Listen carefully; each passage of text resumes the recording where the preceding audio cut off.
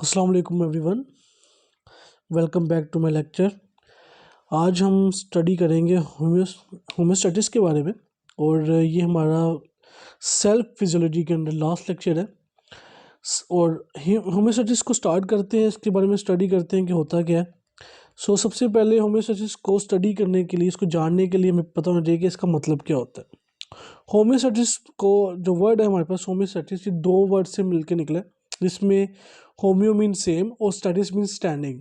दो वर्ड्स हैं, homeo and स्टैटिस, दोनों से मिलके निकला है। इसका मतलब क्या है कि हमारी बॉडी का इंटरनल इन्वायरमेंट जो है, अगर वो मेंटेन रखते हैं तो उसको कहते हैं होम्योस्टैटिस। हमें बहुत ज़्यादा ज़रूरी है हम एक ह्यूमन बॉडी के लिए कि जो उसका इंटरनल इन्वायरमेंट है, उसकी इनसाइड जो बॉडी है हमारी, उसका इंटरनल इन्वायरमेंट जो है उसको मेंटेन रखना बहुत ज़्यादा ज़रूरी है। अगर तो मेंटेन रखते हैं तो उसको कहेंगे हम होम्योस्टैसिस। इसकी ये जो इम्पोर्टेंस है, फर्स्ट टाइम जो बताई थी इम्पोर्टेंस इसके बारे में, वो 19th सेंचुरी में क्लोड बर्नर्ड एक साइंटिस्ट था, बायोलॉजिस्ट था, जिसने इसके बारे में बताया कि इसकी इम्पोर्टेंस क्या होती है। और उसके बाद जो है ये जो वर्ड है हमारे पास होम्योस्टैसिस, ये फर्स्ट टाइम इंट्रोड्यूस किया था Harvard professor Walter B Cannon. Walter B Cannon जो है, इन्होंने 1930 में इसको इंट्रोड्यूस करवाया था।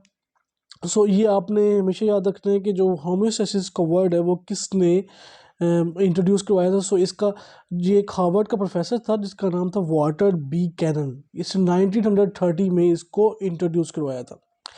होम्योस्टैसिस क्या होता है? होम्योस्टैसिस का मतलब है कि सेम इन्वायरमेंट, सेम। अगर हम हमारी बॉडी के अंदर इन्वायरमेंट जो है वो उसको मेंटेन रखते हैं और उससे डिजीज़ से बचाते हैं, उसका इंटरनल इन्वायरमेंट अगर ठीक रहता है, मेंटेन रहता है, उसको कहेंगे होम्योस्टैसिस। इसके अंदर जो है सबसे पहले जो है हमें, अगर होम्योस्टैसिस को हम स्टडी कर रहे हैं तो हमें इंटरनल इन्वायरमेंट के बारे में पढ़ना भी बहुत ज़्यादा ज़रूरी है कि इंटरनल इन्वायरमेंट होता क्या है। इंटरनल इन्वायरमेंट के अंदर जो है हम सबसे पहले दो चीज़ें, हमारे पास एक सेल, हमारी बॉडी जो है वो सेल से मिलकर बनी है। तो सेल्स के इर्द गिर्द जो सेल के बाहर का एनवायरनमेंट है उसको कहेंगे हम ECF, एक्स्ट्रा सेलुलर फ्लूइड। जो फ्लूइड मौजूद है सेल के बाहर उसको कहेंगे हम ECF, और जो सेल के अंदर मौजूद है फ्लूइड उसको हम कहेंगे internal cellular fluid, ICF। Internal intercellular fluid और एक्स्ट्रासेलुलर फ्लूइड, ये दो चीज़ें हैं। सबसे पहले हम पढ़ते हैं एक्स्ट्रासेलुलर फ्लूइड क्या होता है। एक्स्ट्रासेलुलर फ्लूइड जो है, ये वो फ्लूइड है जिसके अंदर सेल्स रहते हैं। हमारे जो सेल्स हैं, हमारी बॉडी के जितने भी सेल्स हैं, वो ECF के अंदर रहते हैं, एक्स्ट्रासेलुलर फ्लूइड के अंदर रहते हैं, जिंदा रहते हैं। ये फ्लूइड जो है सेल के बाहर होता है और ये टोटल जो है हमारी बॉडी के अंदर जो है मूव कर रहा होता है। ECF जो है ये मूव करता था, फ्लूइड है, और ये सेल हमारी बॉडी के अंदर सेल्स के बाहर मौजूद है और हमारी बॉडी के अंदर ये मूव करता है। इसके अंदर जो है हमारे पास ब्लड मौजूद है। ECF जो है, इसके अंदर ब्लड के मॉलिक्यूल्स हैं, ब्लड मौजूद है, जो कि वेसल्स के अंदर, हमें पता है जो हमारा ब्लड है वो मूव करता है वेसल्स के अंदर। वेस्कुलर सिस्टम हमारी बॉडी के अंदर मौजूद है, जिसमें आर्टरीज हैं, वेन्स हैं और कैपिलरीज हैं। वेस्कुलर सिस्टम के अंदर ब्लड मूव कर रहा होता है, और उसके अलावा जो है हमारे पास कुछ इंटरस्टिशियल फ्लूइड मौजूद होता है, जो कि बिटवीन द सेल्स मौजूद होता है। ये दो तरह के फ्लूइड है, इसके अंदर ब्लड है हमारे पास, और इसके अलावा इंटरस्टिशियल फ्लूइड जो है ये मौजूद होता है, जो कि सेल्स के इर्द गिर्द मौजूद है। और जो ब्लड हमारे पास मौजूद है वो वेस्कुलर सिस्टम के अंदर मौजूद होता है। ECF जो है, ये दोनों मिला के क्या बनाते हैं? ECF के अंदर दो चीज़ें हैं, एक ब्लड है हमारे पास, दूसरा हमारे पास क्या है? Interstitial fluid. और जो ECF जो है, इसके अंदर ये दोनों ब्लड और इंटरस्टिशियल फ्लूइड, इसके अंदर क्या कुछ मौजूद होता है? इसके अंदर न्यूट्रिएंट्स मौजूद होते हैं, आयंस मौजूद होते हैं, और कुछ और सब्सटेंस मौजूद होती हैं जो कि सेल के सर्वाइवल के लिए बहुत ज़्यादा ज़रूरी हैं। ये जो हमारे पास डिफरेंट चीज़ें जो हैं, ये इसमें न्यूट्रिएंट्स हैं, उसके अलावा आयंस मौजूद होते हैं, और कुछ सब्सटेंसेस हैं जो कि सेल को, हमारी बॉडी को हेल्दी रहना है, उसने उसने ग्रो करना है, उसको एनर्जी की ज़रूरत है, उसको डिफरेंट फंक्शन परफॉर्म करने हैं सेल्स ने। तो उसके सर्वाइवल के लिए जो न्यूट्रिएंट्स चाहिए वो ECF के अंदर मौजूद होते हैं। ECF किस चीज़ से मिलके बना है? ब्लड एंड इंटरस्टिशियल फ्लूइड से मिलके ये बना हुआ है। अगर तो कभी भी हमारी जो बॉडी है, ये जो सेट लिमिट्स है, मींस के अगर ये जो हमारी बॉडी जो है वो अपने सेट लिमिट से डेविएट करती है तो उसको कहेंगे हम कि ये हमारी बॉडी का होम्योस्टैसिस जो है वो डिस्टर्ब हो गया है। सो जब कभी भी इंटरनल एनवायरनमेंट जो है डेविएट करता है तो हमारा जो होम्योस्टैसिस जो है वो डेविएट करता है। उससे जो है नेक्स्ट हमारी जो बॉडी है उसके अंदर कोई डिसफंक्शन हो सकता है, कोई डिजीज़ प्रोड्यूस हो सकती है जब भी इंटरनल एनवायरनमेंट जो है वो डेविएट करता है। सो इसके अंदर हमारे पास रोल्स कौन कौन सी चीज़ें हैं जो कि होम्योस्टैसिस को मेंटेन करने में हेल्प करती हैं। सो डिफरेंट जो सिस्टम्स है हमारी बॉडी के अंदर वो होम्योस्टैसिस को मेंटेन करने में हेल्प करते हैं। सो सबसे पहले जो स्टडी करते हैं वो है डाइजेस्टिव सिस्टम। डाइजेस्टिव सिस्टम जो है ये हमारी बॉडी के अंदर सबसे जो इम्पोर्टेंट थिंग क्या है हमारी बॉडी के लिए वो न्यूट्रिएंट्स हैं। हमारे सेल्स हैं उनको न्यूट्रिएंट की ज़रूरत है। न्यूट्रिएंट्स जो हैं वो कहाँ से मिलते हैं हमें, वो हमें मिलते हैं फूड से। सो जो भी आप फूड खाते हो वो फूड जाती है हमारे स्टमक के अंदर और स्टमक में जाने के बाद वो इंटेस्टाइन में जाती है और वो डिफरेंट उसके ऊपर एंजाइम एक्ट करते हैं और उसको जो है फूड को डाइजेस्ट करने में हेल्प करते हैं। जो डाइजेस्टिव फूड होती है उसके अंदर डिफरेंट न्यूट्रिएंट्स होते हैं। न्यूट्रिएंट्स मूव करते हैं टूवर्ड द ब्लड जो कि ECF का पार्ट है। सो ब्लड में जाते हैं, ब्लड और उसके अलावा इंटरस्टिशियल फ्लूइड के अंदर जाते हैं न्यूट्रिएंट्स। और न्यूट्रिएंट्स जब जाते हैं तो वो न्यूट्रिएंट्स बाद में सेल के अंदर तक मूव करते हैं। हमारी जो सेल्स हैं सेल्स के अंदर जाते हैं और वो सेल को आगे डिफरेंट फंक्शन परफॉर्म करने में हेल्प करते हैं। सो न्यूट्रिटिव सब्सटेंसेस कौन कौन से हो सकते हैं, इसमें अमाइनो एसिड्स हैं हमारे पास, फैटी एसिड्स हैं और कार्बोहाइड्रेट्स हैं। सो हमारा जो डाइजेस्टिव सिस्टम जो हमारा है वो डिफरेंट डिजेशन में हेल्प करता है हमें और अब्जॉर्ब करने में हेल्प करता है ब्लड से, ब्लड के अंदर न्यूट्रिएंट्स को। जो भी ब्लड में न्यूट्रिएंट्स की ज़रूरत है, हमें ब्लड बॉडी को न्यूट्रिएंट्स की ज़रूरत है तो वो हमारे डाइजेस्टिव सिस्टम के अंदर मौजूद होते हैं। हमारे स्टमक के अंदर या इंटेस्टाइन के अंदर जो है वो मौजूद है। सो वो जब फूड डाइजेस्ट होती है तो वो न्यूट्रिएंट्स जो हैं वो मूव करते हैं टूवर्ड द ब्लड और वहाँ से वो ट्रांसफर होते हैं डिफरेंट सेल्स तक और सेल्स जो हैं वो न्यूट्रिएंट्स लेते हैं और वो अपने फंक्शंस जो हैं परफॉर्म करते हैं।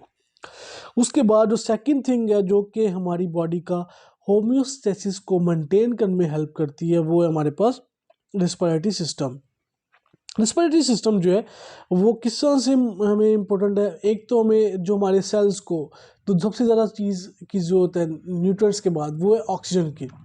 सो ऑक्सीजन जो है हमारी बॉडी को ज़रूरत है, सेल के डिफरेंट सेल्स को ऑक्सीजन की ज़रूरत है। ऑक्सीजन क्यों ज़रूरी है, क्योंकि ऑक्सीजन की ज़रूरत ऑक्सीजन होगी तो जो हमारी बॉडी जो है वो ATPs की फॉर्मेशन वगैरह होगी, उसके अलावा डाइजेशन में हेल्प करती है, ऑक्सीडेशन रिएक्शन होती है हमारी बॉडी के अंदर। सो न्यूट्रिएंट्स को मेटाबोलाइज करना है उन्होंने, न्यूट्रिएंट्स जितने भी बॉडी के अंदर हैं उनको मेटाबॉलिज्म उनकी काज करनी है। और इस कंडीशन के अंदर क्या होता है, ऑक्सीजन की ज़रूरत है। तो ऑक्सीजन कहाँ से मिलती है, हमें लंग्स से मिलती है। तो लंग्स जो है हमारे रेस्पिरेटरी सिस्टम का एक पार्ट है, वहाँ से लंग्स से ऑक्सीजन आती है, ब्लड में जाती है, ब्लड से जाती है सेल्स तक। और सेल्स जो है बाई प्रोडक्ट के तौर पे कार्बन डाइऑक्साइड को हमारी बॉडी से रिमूव करते हैं। सो लंग्स जो है वो जो हमारे पास कार्बन डाइऑक्साइड होगी सेल से मूव करेगी तो ब्लड, ब्लड से मूव करेगी लंग्स में और लंग्स से बॉडी से रिमूव हो जाएगी। सो हमारी बॉडी के अंदर ना सिर्फ कार्बन डाइऑक्साइड और ऑक्सीजन को मेंटेन करने में हेल्प करते हैं, ऑक्सीजन की ज़रूरत है, उसके अलावा जो है रेस्पिरेटरी सिस्टम जो है वो वाटर का बैलेंस और हमारी बॉडी के अंदर टेम्परेचर को मेंटेन करने में भी एक रोल प्ले करता है। सो ये हमारी बॉडी का जो पॉजिटिव मैकेनिज्म है उसको मेंटेन करने में काफ़ी तौर पे काम का हेल्प करता है। उसके अलावा आता है हमारे पास एक्सक्रीटरी सिस्टम, थर्ड वन। सो एक्सक्रीटरी सिस्टम की बात करें तो उसमें जो मेन चीज़ आती है वो है किडनी और कुछ और ऑर्गन्स हैं जो कि इन्वॉल्व होते हैं। सो मेन जो हमारे पास है वो किडनी है। सो किडनी जो है उसका काम क्या है, किडनी का काम है हमारी बॉडी के अंदर जितने वेस्ट बनने हैं जो कि हार्मफुल है हमारी बॉडी के अंदर। सेल्स जब भी मेटाबॉलिज्म करेंगे, मेटाबॉलिज्म होगी सेल्स के अंदर तो वेस्ट मटेरियल तो बनेंगे। सो वेस्ट मटेरियल कहाँ से रिमूव होंगे, अगर हमारी बॉडी के अंदर यूरिया रह जाता है, यूरिक एसिड रह जाता है तो हमारे लिए डेंजरस है, नाइट्रोजन हमारे लिए डेंजरस है, अमोनिया हमारे लिए डेंजरस है, तो उसको बॉडी से रिमूव करना है। तो उसमें किडनी इन्वॉल्व है। किडनी जो है रेस्पिरेटरी सिस्टम का मेन पार्ट है। सो ये रिस्पॉन्सिबल होती है वेस्ट प्रोडक्ट को रिमूव करने में हेल्प करती है।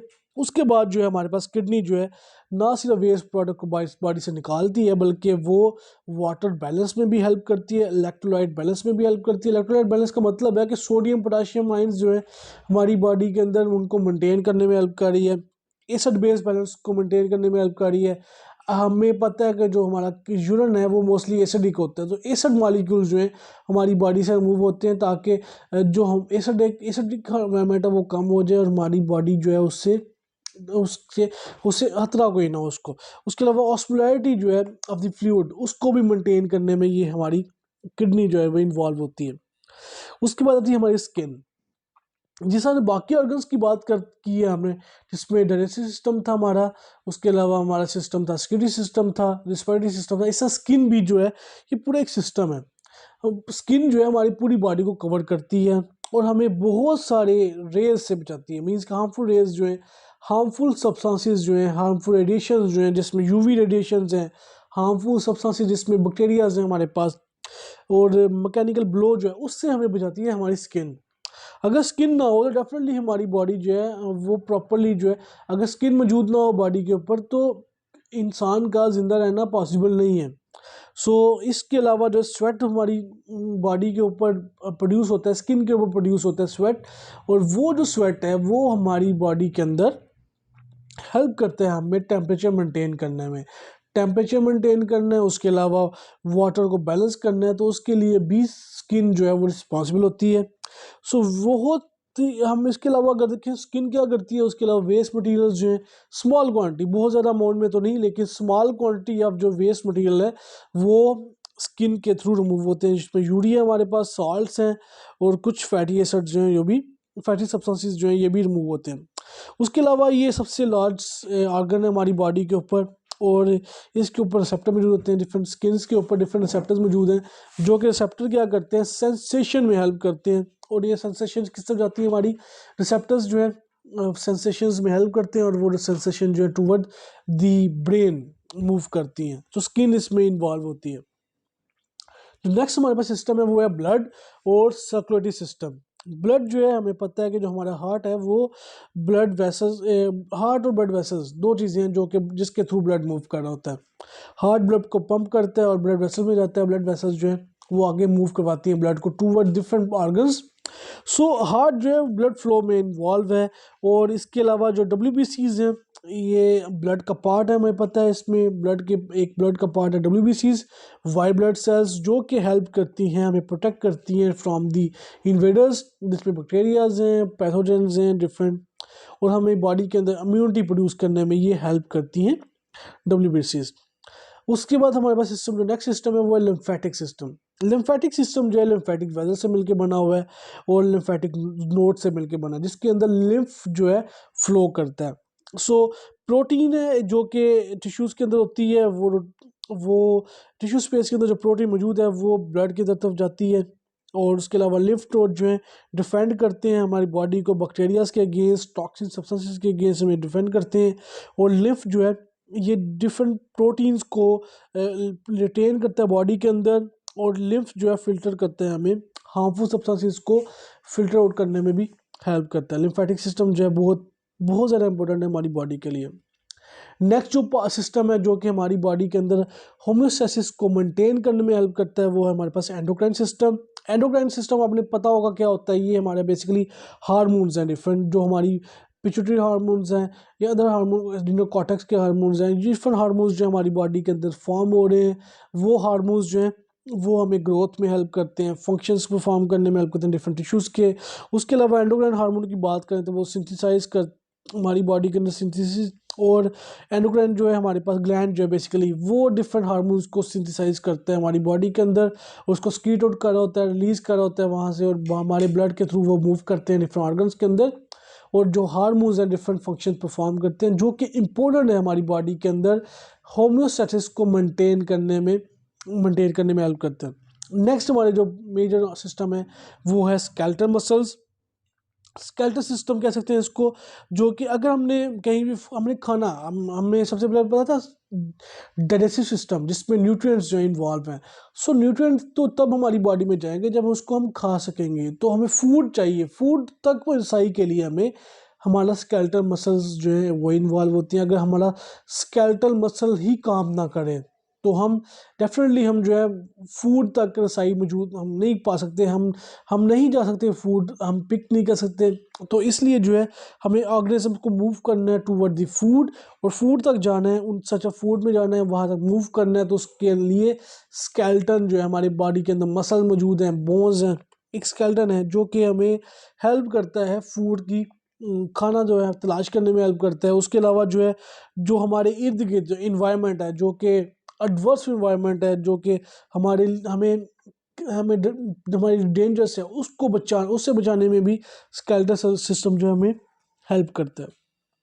उसके बाद नेक्स्ट जो हमारा सिस्टम है वो है नर्वस सिस्टम। नर्वस सिस्टम जो है ये भी बहुत इंपॉर्टेंट है। इसके अंदर सीनस है और स्पाइनल कॉर्ड। सीनस जो है हमारे पास ब्रेन है, स्पाइनल कॉर्ड से मिलकर बना है। दो पार्ट्स हैं सीनस के जिसको हम सेंट्रल नर्वस सिस्टम कहते हैं। ये किस चीज़ से मिलकर बना है? हमारे पास ब्रेन है स्पाइनल कॉर्ड से। सो इसके अंदर ये बहुत ज़्यादा इंपॉर्टेंट है हमारी बॉडी के अंदर, होम्योस्टेसिस को मेंटेन करने में हेल्प करता है। सेंसी सिस्टम जो है जितनी भी सेंस हमारी बॉडी सेंस करती है, कोई भी रिसेप्टर से आके कोई भी स्टिमुलस हमारी रिसेप्टर से आके बाइंड करता है, लाइगेंड बाइंड करता है, तो वो इन्फॉर्मेशन जाती है तो वो सीनस ब्रेन में जाती है। ब्रेन उस इन्फॉर्मेशन को प्रोसेस करता है और फिर हमें जो डिफेंस है, जो भी डिफेंस मैकेनिज्म जो ब्रेन हमें बताता है, हमारी बॉडी को बताता है, अफेक्टेड ऑर्गन को बताता है, वो उसके मुताबिक हमारी बॉडी जो है उसको हेल्प उसके मुताबिक उसको रिस्पॉन्ड करती है। सो और उसके अलावा हमारे पास सीनस के अलावा ऑटोनॉमिक नर्वस सिस्टम जो कि हमारी बॉडी के मेजर फंक्शंस को रेगुलेट करता है, जिसमें हमें ब्लड प्रेशर, हमारा डायरेक्शन है हमारी, उसके अलावा हमारी आई की मूवमेंट है, डिफरेंट जो फंक्शंस हैं उसमें ऑटोनॉमिक नर्वस सिस्टम जो है इन्वॉल्व है, जो कि होम्योस्टेसिस को मेंटेन करने में हेल्प करता है। सो ये हमारा जो फर्स्ट पार्ट था होम्योस्टेसिस का यहाँ पे ख़त्म होता है। जो सेकंड पार्ट है उसके अंदर मैं आपको बताऊंगा कि मैकेनिज्म क्या होते हैं होम्योस्टेसिस के, होम्योस्टेसिस कैसे मेंटेन करते हैं, डिफरेंट फीडबैक मैकेनिज्म क्या होते हैं, उसके बारे में स्टडी करेंगे सेकंड पार्ट के अंदर। उसके अलावा जो है इसको हम डिटेल में देखेंगे कि डिफरेंट फीडबैक मैकेनिज्म्स क्या होते हैं। सो ये फर्स्ट हमारा टॉपिक जो है एंड हो गया, फर्स्ट पार्ट एंड हो चुका है। तो आपने जो लेक्चर है ये, अगर आपको कोई क्वेश्चंस होंगे तो आप इसके बारे में मुझसे पूछ सकते हैं कमेंट सेक्शन में और सेक्शन में पूछ सकते हैं। उसके अलावा जो है आपने ये चैनल जो है सब्सक्राइब करना है। थैंक यू, अल्लाह हाफिज़।